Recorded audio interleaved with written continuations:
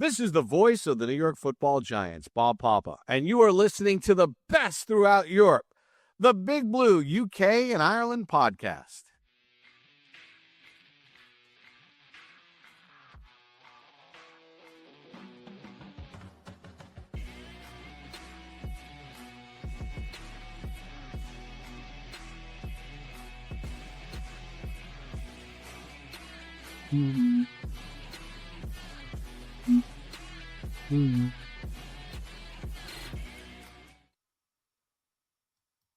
Welcome back, Giants fans, to a bonus episode, I guess, of the Big Blue UK and Ireland podcast, proudly, as always, in association with Andy's Man Club. Lads, remember, it is okay to talk, and especially important this month as well, with June being Men's Mental Health Month in America. Obviously, the UK's is in November for Movember. But just to highlight that for all our American listeners, this episode we are 100% Giants and 100% British, as you can quite clearly see. Aaron is joining me today as we chat to Matt Cullen, the creator of the JTT Cup. It's a bit of a different video than what we would normally do on the channel, but we just kind of wanted to highlight the JTT Cup and how important it is, and obviously the fact that you can still sign up for it. Myself and Aaron are both members of leagues this year. Aaron has been member of leagues for a few years now, I believe. But also just to help Matt kind of raise awareness for this cause and to give you guys a better understanding of it. So, Matt, welcome to the Big Blue UK and Ireland podcast. Thanks for coming on. We appreciate it. I guess we'll get started at the start. So this is a charity fantasy football tournament. So why don't you first talk about the charity that is the Joshua Tarrant Trust? Yeah, we'll do. So first I just want to say thanks for having me on to talk about the cause and the league. The Joshua Tarrant Trust is a UK-based, it's an independent charity based in the UK, and it funds care for children with brain cancer, brain tumours, and the charity was set up by an amazing set of parents. So Sean and Denise Tarrant, they live locally to me. I live near Cambridge. They live in the same town as me. And they have a son, Joshua, who unfortunately passed away from brain cancer when he was just 16 years old. He actually lived with it for 8 years and kind of defied doctors in terms of how long he lived with the disease, went through all of the treatment and chemo and stuff. Unfortunately passed away when he was 16. So his parents, Sean and Denise, who are an incredible couple, set up the Joshua Tarrant Trust in his name, as it wasn't a charity to begin with. I can't remember what phrase they used, but after 2 years they made it into an official UK charity, and they've been going for 10, 11 years now. And they essentially fund care for other children with brain tumours who are treated at Adam Brooks Hospital in Cambridge, and the support of the families of those children. That's the charity. I was made aware of it during COVID, and we'll come on in a minute to why we set the league up and what kind of brought my attention to it. But it's an incredible independent charity. I wanted to help them out during COVID, and it's kind of just grown from there. I've met Sean and Denise personally. I'm an ambassador for the charity now, which I'm really, really proud of. And I see, the great work that the money they raise through all causes that they raise it through does in terms of helping other children who are going through the same thing that Joshua unfortunately went through. And we're going to get into the JTT Cup and obviously its format and how it all works, etc. For any of our viewers who are watching, you can clearly see at the bottom, since 2021, the JTT Cup has raised 47,000 for the Joshua Tarrant Trust. I mean, that's absolutely phenomenal, Matt. It really is. And obviously, long may it continue as the JTT Cup kind of continues. But why don't you give us an insight into sort of how how it started, and then obviously how it's progressed through, because this is the 5th year you're doing it. Is that right? Yeah, that's right. So I set it up. I actually set it up during the season, during the 2020 COVID season. So I didn't actually get the idea to do it until the October, by which time it was obviously too late to set it up for the 2020 season. So we kind of started getting people interested and involved from that October, but didn't actually start properly until the 2021 season. And I was kind of made aware of the charity because one of my good friends is a Bears fan, lives in the town that I live in. He has two professions, neither of which he could do during COVID. One of them is a DJ. So he set up a group called the Disco Kitchen on Facebook, which started streaming like live sets of music on Friday and Saturday nights to people who obviously couldn't go out. And as the group grew and it became more popular, he started adding a charity fundraising element to it. He'd do raffles and stuff like that, and all the money that he raised from that went to the Joshua Tarrant Trust. So that's what, during COVID, that's what kind of brought the charity to my attention. I was aware of it because it's local to me, but I had no idea the great work that they were doing. So I decided to set this competition up. I had, at the time, what I would call probably a moderate following on social media, mainly on Twitter, as it was then. A lot of fairly like-minded, NFL, UK-based fantasy football fans or fans of the NFL. And I just thought, I'll set this up. I'll get everyone to make a donation to the charity to be involved. Had no idea where it would go. Year one, we had 60 people, raised £765. And I was really, really pleased with that because I had no idea. I'd have been happy with 10 people and raising £100, to be honest. And then it just kind of grew horns from there. So in terms of participants across the first 4 years, we went from 60 to 250 to 440. And then last year we had 620 people involved across 21 different countries. So it's kind of become worldwide now, which is great to see. We've got some, I think 480 of the people involved last year were from the UK, and then 100 from America, and then a few from a few other countries, a few from Canada. But we've got people as far as El Salvador, Vietnam, New Zealand, involved in it as well, Tanzania. So yeah, and obviously as the numbers grew, the fundraising grew as well. So 2022 it was $5,500. 23 it was just over 10, and then last year was 15.5. And we're actually this year only £200 from eclipsing last year's total as well, 15.5. So I would imagine by the end of June we'll be well past last year's figure. And then you sort of mentioned end of June there. That's the cutoff, isn't it, for this year's entries into the JTT Cup? Do you want to, before I sort of pass it across to Aaron, do you want to just kind of give us a brief overview of what the JTT Cup Best Ball is and how it works in the terms from a fantasy football perspective, just so we can entice a few more people into the competition? Yeah, of course. So it's a best ball format. I wanted it to be best ball because it's a nice, easy format where obviously the draft is super important. You don't add or drop players once you've done the draft. So the draft is deeper. It is 26 rounds because it has to be your squad for the whole season. No ads, no drops, no trades. Best ball's become quite a popular format. And it's also a really easy format for people who have never played fantasy before. So I wanted to try and get people involved in fantasy that had never tried it. And across the years, we've had quite a few brand new people who have done our competition, continued to do our competition, but then branched out into other formats of leagues. So it's best ball. It's divisions of 10. We draft in mid-July. We essentially run like a 13-week regular season. It's all about scoring. You don't have matchups against other players. You do on the app because you can't turn them off. But the actual ranking is points scored. And we have like a conference system. So last year we had 13 conferences, and all the division winners make the playoffs, and then some kind of like 10 per conference of the next highest scorers essentially, and then we just run it through until last year we had a 13-person final in week 17, and the winner.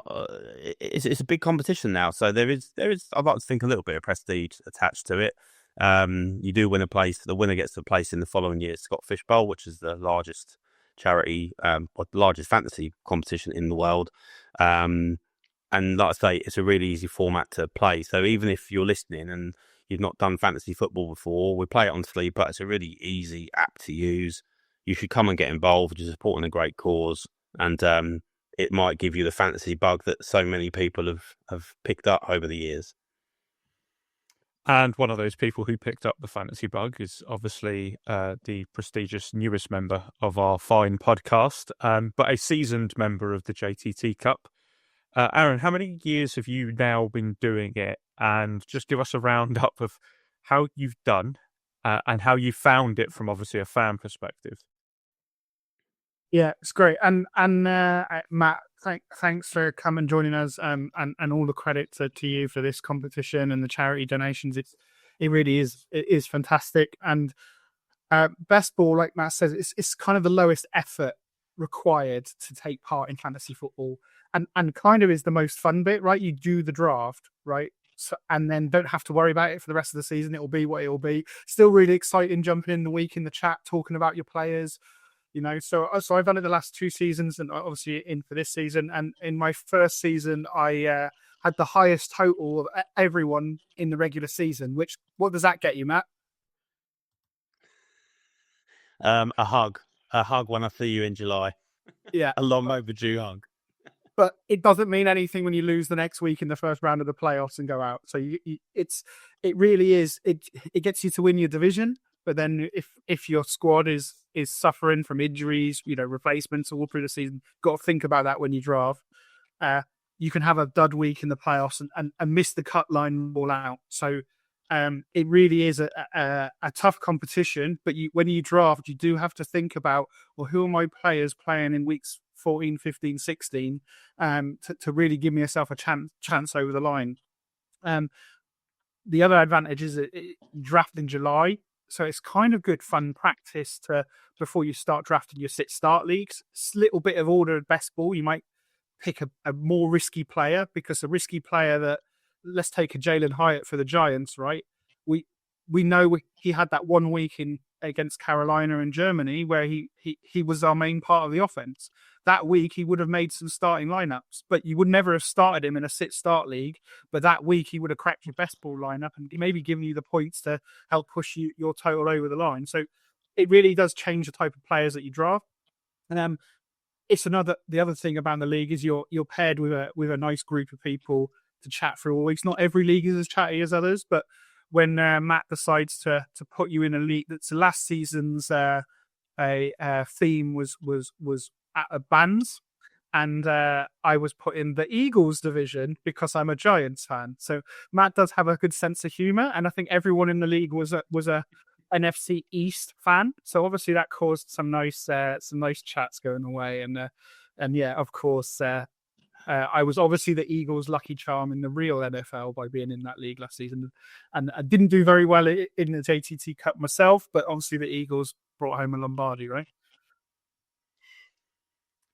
So you've had bands last year. Now, obviously, I'm now signed up. I'm signed up for this season. I am in the JTTC 25 Mean Machine League, which had to be done for 2 reasons. Vinnie Jones, obviously, and then the American Football Mean Machine. Weirdly, I should have put up. I actually have a Paul Crew Mean Machine jersey, so I should have put that up behind me.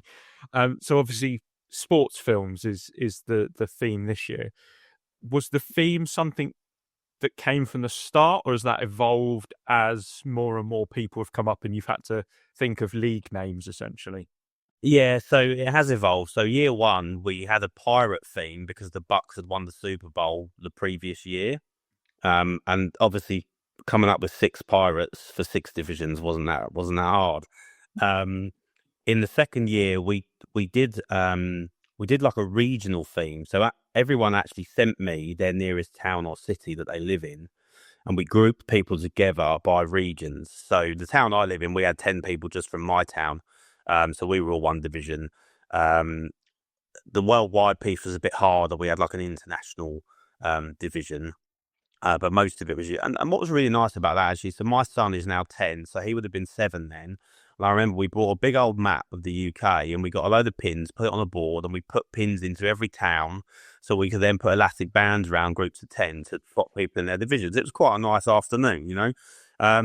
Then in year 3, we did the what Aaron was talking about, which was the rival. That he talked about the Eagles, didn't he? So in year 3, we did. We had 8 team divisions in year 3, and as much as possible, we tried to make sure. So NFC East divisions would be 2 Giants fans, 2 Commanders, 2 Cowboys, 2 Eagles. So you had that rivalry within the division, bit of banter during the divisional games. There were some divisions who kind of put wagers with each other that, if the Bucks, I know one of the NFC South divisions, they had a wager where because the Bucks won the division, all the other 6 people involved that weren't Bucks fans had to donate an extra tenner each. So that was really good. And then last year we had the music theme, so there was some comedy in there, as Aaron talked about. So everyone in the Eagles division was an NFC East fan that wasn't an Eagles fan. And what was really good last year, and it's not why I did it, but it came out of nowhere, was there was a load of really good puns in team names that were involved with the artist or the band of the division that people were in. And we actually had a competition on X. We actually had a poll competition for the best team name. And I Won a Dance with Lombardi in the Whitney Houston division was the winner. But there were some absolute crackers. As Aaron said, what I want to do, build a bit of a community, get people to meet each other, like-minded fans and fantasy fans, just have a bit of a laugh, all while raising money for a good cause. So we've had a few ideas thrown around of what we might do next year, but you have to watch this space because we've not decided yet from a theme point of view. And I'm still trying to convince Matt that Top Gun should be a division this year, as that's clearly a volleyball movie. Well, I'm kind of running out of good ideas now. We are kind of getting, so I've just set up the 53rd division yesterday, and we're kind of getting to the point now. We did list 80 sports movies at the beginning, but a lot of them that we're getting to now are ones that I've certainly not seen or really heard of. So we're getting to kind of the dregs of it now. But again, it's a good theme, and this year we let people choose their division up to a point in time. We allowed people that had donated early to choose what division they were in. So if they wanted to get involved with a couple of their mates, they could all choose the same division. And that's driven some engagement as well, which has been really important. I like the fact that some people had a thought process behind it, instead of me who just went, "Yeah, it's got to be Mean Machine because it just makes sense." Aaron, what have you chosen? What film? Yeah, so I'm in the Moneyball division because obviously that's follow the money, right? And then you take part as well, Matt. Is that right? I do take part, yeah. So I always joke that it's the one or the one league that I'm in that I wouldn't want to win because that would look dodgy. Someone said to me last year, "What would you do if you got to the final?" I go, "I'd remove myself. I can't win my own competition." But yeah, so I'm in the Cool Runnings division. So Cool Runnings is my favourite sports movie of all time. So that was a really easy choice. It was that or Kingpin actually. So they were both popular choices. They filled very, very quickly, both of those. Kingpin, a bit underrated, isn't it?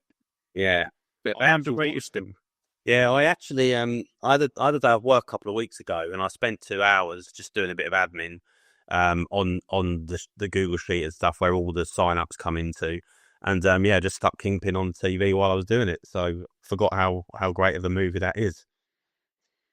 I think we've got some great cracking names in our division this year related to the movie. So I've got Get On Tyler Bass, as in Get On Base, which is one of the classic quotes from Moneyball. So an NFL crossover team, but yeah, Get On Base, Get On Bass. Love it. Gonna have to come up with one now for Mean Machine, aren't I? Because there's probably a few there. And so yeah. Go on, Craig. No, go on, Aaron. What were you going to say? As I say, there's a couple of other sort of competitions that happen through the year to keep the donations kind of year round into a charity. There was obviously the Super Bowl competition with guessing the kind of picks around there kind of thing. There's think there's a Jefferson My Drinks crossover dynasty league that's I think was looking for some extra teams. I'm in that one as well. So if dynasty's more your thing, if you graduate from best ball, there's other leagues to get involved with as well. Yeah, well, that's what we tried to do. So I think the first 2-3 years we just did the best ball, and I think the Super Bowl fundraiser we did in the third year. Third year. So we've done that twice. And then last year we did a pick and pull. So we had 250 people in an NFL pick and pull, which is on Sleeper. Everyone paid £6 and we split it 50-50. So there was actually cash prizes out of that. So that raised 750 just that on its own, and then we had £750 in cash prizes for the top 3 as well. So we've kind of branched out into a bit more of where else can we raise money, and the actual best ball competition is still the biggest percentage of the fundraising, but we've branched out into some other bits now, obviously pad out the total, and I'm actually auctioning off. So I have a full, don't ask me why as a Jets fan, but I have a full-size signed Dan Marino Dolphins helmet with COA, with display case, and I'm auctioning it off, or raffling it off to raise some money. I'm doing that through social media as well in July. So that all goes towards the total. And the ultimate plan at the very start of this year was to get to 50,000 all time. So to do that, we have to raise £17,952 this year, and we are 2,600 short of that. So I'm pretty confident that we'll get there. If we don't, we still raise a great amount of money, but I think we will, and it'll be amazing to say that we've raised 50,000 across 5 years for such a great cause. And there's a couple of individuals out there that give themselves a couple of bets or special challenges on donating extra if certain things happen, or against the JTT community, whether they up over and unders on things and things like that on there. Yeah, so the guy who won it in the first year, his name's Andy Campbell. He's a Falcons fan. So 2 years ago, Bijan Robinson cost him a lot of money because he pledged, I can't remember exactly what the pledge was, but he pledged an amount per touchdown, per 100-yard gain. And I think he ended up having to donate about 200 quid, which he did, was true to his word. And this year he's come back and said he'll do £5 for every Falcons sack because they've upgraded their pass rush in the off season. So he said he'll do £5 for every sack. And then we've got another great guy, Connor, who is a Ravens fan, who is doing £2 for every passing and rushing touchdown by Lamar Jackson. Now I worked out, based on last year's performance, that them two things alone would raise another 250 if they happened again. So it's great people get involved. We had a couple of guys in the NFL pick and pulls put on a 6-fold bet every week, just a £5. They only hit once each, but they won nearly 200 quid each, and they donated it all last year. That was the whole point. We'll put a £5 bet on. We'll have the group choose the 6 games that we bet on, and if we win, we'll donate it. So it's great to see people get involved with stuff like that as well, just to help add to the total. Absolutely. Matt, I'm going to put the links in the description for this video, but do you want to just let everyone know how they can sign up? Yeah, sure. So there's 3 key ways. One, if you use X or Twitter, you see the handle there is at JTT Cup. So search at JTT Cup on X. In our pinned tweet is the Google form. It's really easy and quick to complete, and information on how to donate is within the sign up form. They can visit JTTcup.com, which also has a link to the sign up form. So that's our website. Or they can email jttbestball@outlook.com if they want more information on what to do, where to do it, etc., etc. So we don't set a minimum donation. We ask people to donate what they can afford. Some of the charity leagues set a minimum. I didn't want to do that because I didn't want to exclude anyone. So if people can only afford a £5 or $8 or whatever it might be, it all helps. So we have a wide range of donations, from £5 to someone's done over 300 this year. But I would say the average is probably about 15 quid. So no judgment if it's less than that, because it all helps.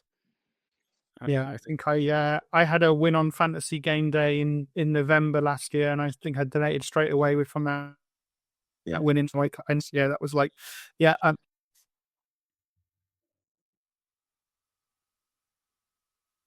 think we might have lost Aaron for a second. I was going to say, he's stopped moving, but you're still. It's not you. It's definitely him. In fact, he's I'm back. Yeah, so I'm gonna have for on that one, but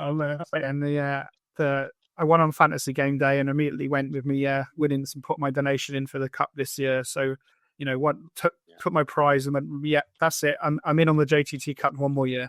Maybe I can finish above bottom this season. Well, thanks, Matt, for coming on. There is a fourth way to enter, and that is I will put the Google Forms link in the description. So people who are already on this video watching, or if you're listening to it on audio through our podcast channels, go to the description. There'll be a link in there to the Google form. As Matt said, there's also the email address. If you have any questions, obviously feel free to reach out to him. You've always got our DMs as well. Our DMs are open, or like Matt said, JTT Cup on X, Twitter, whatever you want to call it nowadays. You can always go there and send him a message, and we'll make sure that any that come to us get through to Matt. But other than that, Matt, is there anything else you want to add? No, I just want to say thanks for having me on. I really enjoy coming on, talking about the charity and the league with people. And obviously, as you said, most important thing is raising awareness and hopefully raising a bit more money through talking to you today. So I appreciate it and thank you. No, thank you very much. As always, make sure you follow us at the socials down below. Subscribe if you haven't already. All that lovely stuff. As Aaron always says, 5 stars on your podcast platform of choice. But for now, my thanks go to Aaron and to Matt for joining me. We're signing off. Until next time, let's go Giants.